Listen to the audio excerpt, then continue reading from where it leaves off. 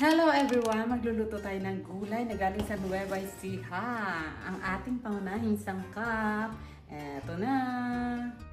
Meron tayong repolyo. Hiniwa ng medyo maliliit, manilipis. Ayan. Ito naman ang ating patola. Siyempre kung ano yung anis dun sa Nueva Ecija, yun ang ating pagsasama-samahin. Yun.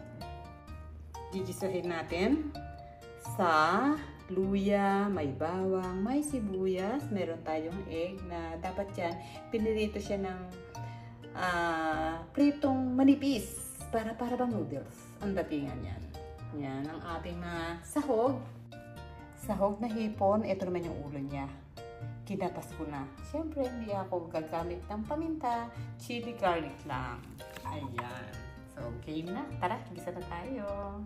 Yes, start na tayo sa luya.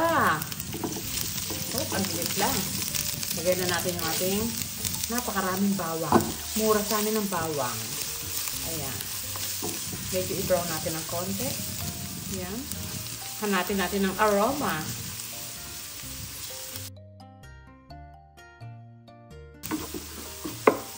Next, ang ating sibuyas.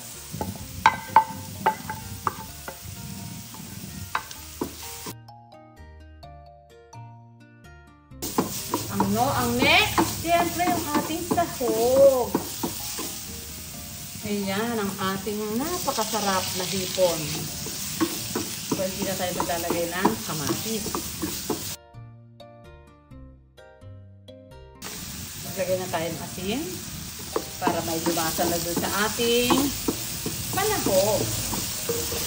Sabi ko nga, hindi ako maglalagay ng paminta, chili garlic lang.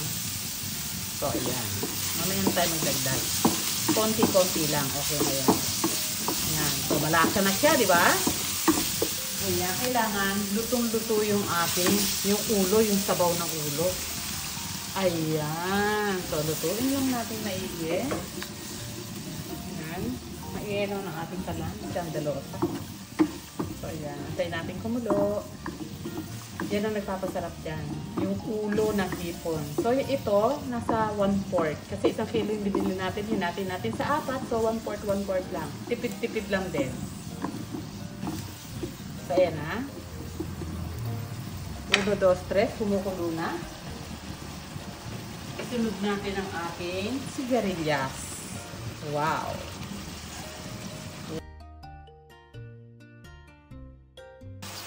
Parang nalalasahan ko na.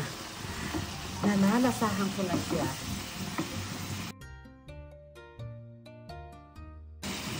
Ang kulo lang yan. Ang bilis lang yan. Ayan. Isa pa. Isa pa. Wow.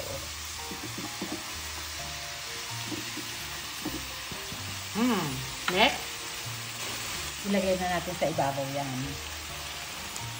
Yan. Sa ibabaw lang. Mamaya na ang halo.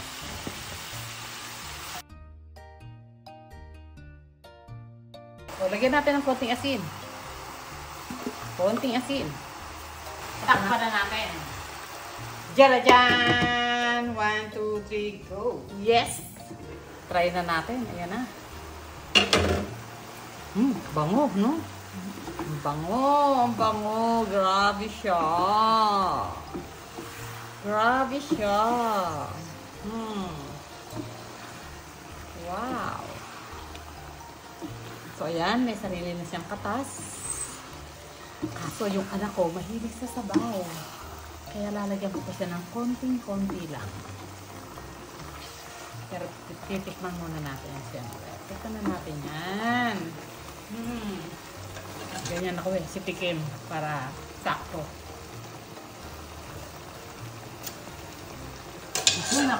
Naku, Diyos ko, hindi ako ipagpapalit ng anak ko talaga. Sarap. Grabe, ang sarap. Grabe talaga, promise. Ang sarap. Naku, Diyos ko, gawin nyo to. So, maglalagay ko ng konti. Ayan, konti lang. Lagay na nga natin. Yan. Konting-konti na lang. Ayan na. Naku, sure na to. Sure ball na to. Ayan, lutong-luto na siya. So, ilagay natin ang ating egg. Yan na. Okay na. Ganyan lang yan. Patayin na natin. Ayan. So, tikman na natin to, syempre. Alam ko na yung lasa. Sarap.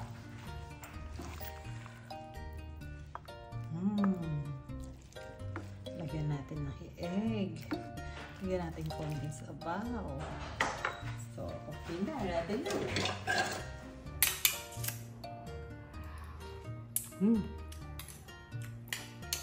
Ay ko, inaman. Ay, kasarap talaga. Promise, gayahin nyo to. Kaya mga gulay-gulay natin sa probinsya, ganyan bilhin natin sa palengke, tapos nai-stack sa ref. Gawin niya ng paraan. Hipon lang ang katapat niya, napakasarap.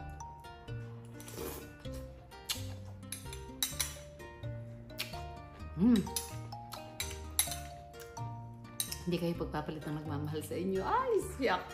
Bye! Thank you for watching.